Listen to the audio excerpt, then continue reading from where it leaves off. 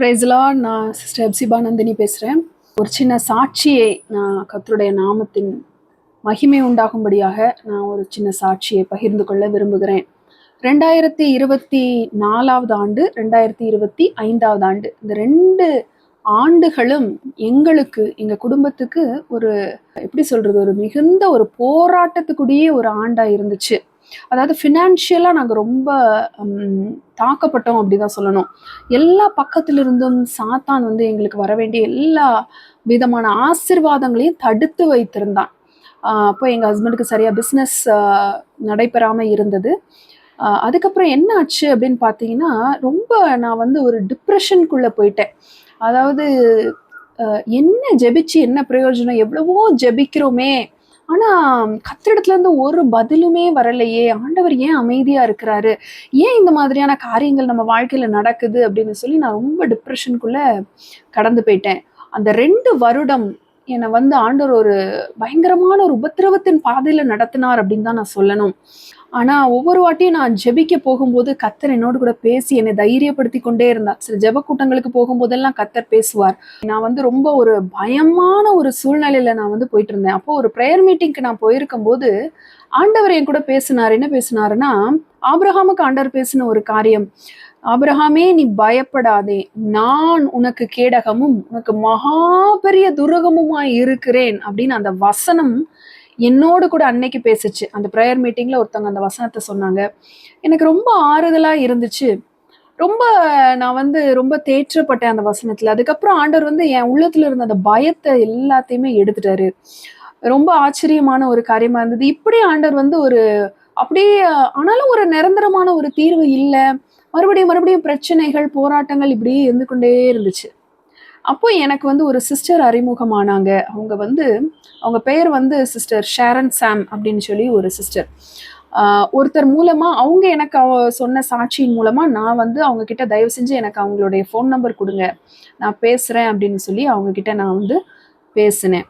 முதல்ல நான் அவங்க கிட்ட பேசும்போது சிஸ்டர் சொன்னாங்க, சிஸ்டர் உங்கள் வீட்டில் நிறைய பிரச்சனைகள், கட்டுகளை நான் பார்க்குறேன். நீங்கள் என்ன செய்யுங்க, ஆண்டவர் இடத்துல நீங்கள் ஜெபிக்கிறீங்க, ஆனால் நீங்கள் வந்து என்ன செய்யுங்க, உபவாசம் பண்ணி ஜெபித்து பாருங்க. ஒரு 20 நாட்கள் உபவாசம், 21 நாட்கள் நீங்கள் உபவாசம் எடுங்க.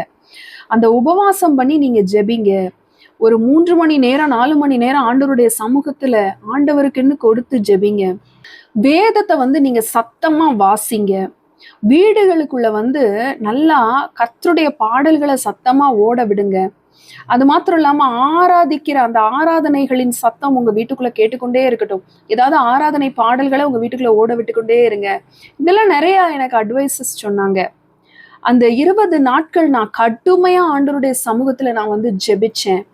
ஆண்டவரிடத்துல நான் வந்து என்னுடைய இருதயத்தை நான் ஊற்றிட்டேன் அப்படின்னு தான் சொல்லணும். ஆண்டவரே, எப்படியாவது என் நிலைமையை நீங்க மாத்தணும், நான் இப்படியே இருக்க முடியாது, நான் ரொம்ப இக்கட்டான ஒரு சூழ்நிலையில நான் போயிட்டு இருக்கேன் ஆண்டவரே அப்படின்னு சொல்லி நான் ஆண்டவரிடத்துல அந்த 21 நாட்களும் பயங்கர போராட்டத்துல நான் வந்து ஆண்டவரிடத்தை ஜெபிச்சுட்டு இருந்தேன். ஆனா நீங்க நம்ப மாட்டீங்க, 21வது நாள் அந்த உபவாசத்தை நான் முட்டிக்கும் பொழுது, அந்த 21வது நாள் உபவாசத்தை முட்டிக்கும் பொழுது ஆண்டவர் என் ஹஸ்பண்டுக்கு ஒரு புது பிசினஸை கொடுத்தார். அந்த பிஸ்னஸ் வந்து இட்ஸ் அன் இன்டர்நேஷ்னல் பிஸ்னஸ். இப்போ வந்து எங்க ஹஸ்பண்ட் நிறைய பிஸ்னஸ் செய்வாங்க, ஆனால் நிறைய தோல்வியிலேயே முடிஞ்சிட்டு இருந்துச்சு. அது வந்து நிறைய எங்க ஹஸ்பண்ட் கூட ஒர்க் பண்ற அந்த பார்ட்னர்ஸா இருக்கட்டும், யாரா இருந்தாலும் கர்த்தரை அறியாதவங்களா இருப்பாங்க. ஆனா கர்த்தரை அறிந்த, கர்த்தரோடு கூட இருக்கிற ஒரு நல்ல கிறிஸ்தவ ஒரு மனிதர்களை வந்து அவங்களுக்கு பிஸ்னஸ் பார்ட்னரா ஆண்டவர் கொடுத்தாரு. அது மாத்திரம் இல்லாம அந்த 2025 ஆண்டு ஏப்ரல் மாசத்துக்கு அப்புறம் இருந்தே கொஞ்சம் கொஞ்சமா நாங்க ஒரு வளர்ச்சியை பார்த்தோம்.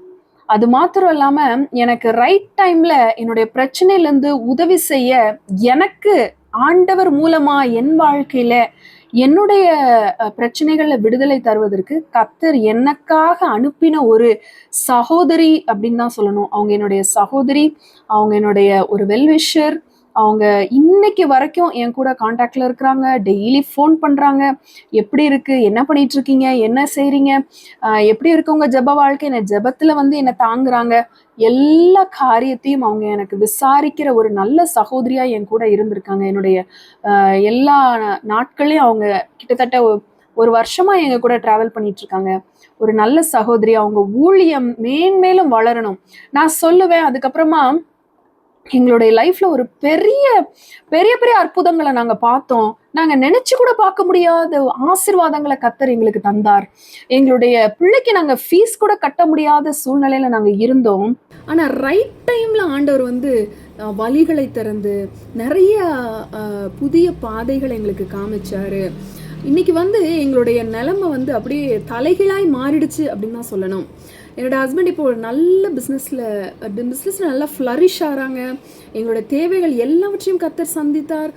இடையில வந்து எனக்கு கொஞ்சம் சுகம் இல்லாமல் இருந்துச்சு. என்னுடைய காலில் ஒரு அந்த கொதிங்காலில் ஒரு வீக்கம் மாதிரி ஒன்று இருந்துச்சு. அப்போ வந்து சிஸ்டர் சொன்னாங்க, சிஸ்டர் நான் வந்து உங்களுக்காக ஜெபிக்கும் பொழுது ஒரு தரிசனத்தை பார்த்தேன். என்னன்னா ஒரு வெள்ளை கலர்ல ஒரு கயிறு மாதிரி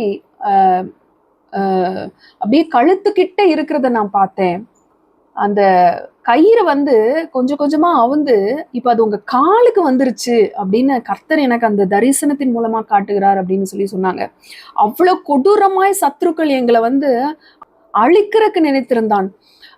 பல விச் கிராஃப்ட் மூலமா எங்க குடும்பத்தை கெடுக்கணும்னு அழிக்கணும்னு வைக்கப்பட்ட எல்லா சதி திட்டங்களிலிருந்தும் கர்த்தர் எங்களை விடுதலை ஆக்கினார் ரைட் டைம்ல.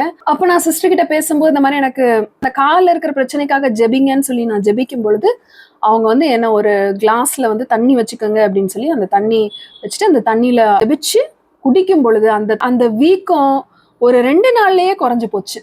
அது ஒரு பெரிய மிராக்கிள் அப்படின்னு தான் நான் சொல்லணும். அப்படியே அந்த பிரச்சனைக்கு ஆண்டவர் ஒரு முடிவை தந்தார்.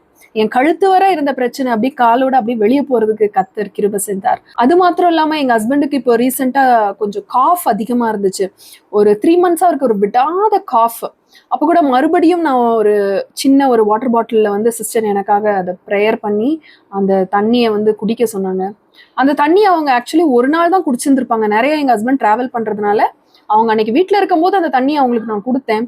அடுத்த நாள்ல இருந்தே அந்த சுத்தமா அந்த இருமல் அப்படியே குறைஞ்சிருச்சு. ஆண்டவர் ஒவ்வொரு நாளும் சிஸ்டர் மூலமாகவும் பிரதர் மூலமாகவும் பெரிய மிராக்களையும் அற்புதங்களையும் நிறைய பேருக்கு, எனக்கு மட்டும் இல்ல, செய்து கொண்டிருக்கிறார். அவங்களுடைய ஊழியமும் நிச்சயமாய் வளரணும் அப்படிங்கிறதுக்காக நான் இந்த வீடியோவை நான் அப்லோட் பண்றேன். அந்த சிஸ்டர் மூலமாய் கர்த்தர் எங்களுக்கு விடுதலை தந்தார்.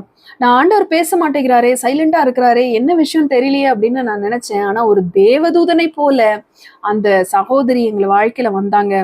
கர்த்தர் சில வேளைகள்ல நம்ம கிட்ட டைரக்டா பேச முடியாட்டாலும் யார் மூலமாகவாது ஆண்டவர் நமக்கு ஒரு விடுதலையை தருவார். ஆனா அவர் சொல்றதை நம்ம சரியா கேட்டோம்னா நிச்சயமா நம்ம வாழ்க்கையில பெரிய விடுதலைகளையும் அதிசயங்களையும் அற்புதங்களையும் கர்த்தர் நமக்கு செய்ய வல்லமையுள்ள தேவனாய் இருக்கிறார். தான் என்னுடைய வாழ்க்கையில் நடந்துச்சு. நான் சிஸ்டர் ஷேரன் அவங்களுக்கும் அவங்களுடைய ஹஸ்பண்ட் சாமுவேல் பிரதர் அவங்களுக்கும் நான் ரொம்ப நன்றி கடன் பட்டிருக்கேன், நன்றி செலுத்துகிறேன். அவங்களுக்காக நான் தொடர்ந்து ஜெபிக்கிறேன்.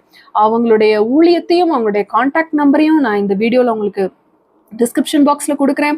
உங்களுக்கு ஏதாவது ப்ரேயர் ரெக்வெஸ்ட், உங்களுக்கு ஏதாவது ஒரு ஜெப உதவி இருந்தா நீங்க நிச்சயமா நீங்க சிஸ்டரை வந்து கான்டாக்ட் பண்ணலாம். பரிசுத்த ஆவியானவர் அவங்களோட கூட இருக்கிறாங்க. பரிசுத்த ஆவியானவங்க டைரக்டா பேசுறாங்க. கர்த்தர் அவங்க மூலமா அவங்க கூட பேசுவாரு. நிச்சயமாய் உங்களுடைய வாழ்க்கை மாறுவதற்கு உங்களுக்கு அது ஒரு ஆசீர்வாதமான ஒரு விஷயமா இருக்கும். என் வாழ்க்கையில நடந்த இந்த அற்புதத்தை நான் இங்க ஷேர் பண்ணிக்கிறதுல நான் ரொம்ப ஆண்டவருடைய நாமத்துக்கு மகிமை உண்டாக நான் இதை ஷேர் பண்ணிக்கிறதுக்கு ஆசைப்படுறேன். கர்த்தருடைய பரிசுத்த நாமத்துக்கு ஸ்தோத்திரம் உண்டாவதாக. ஆமென்.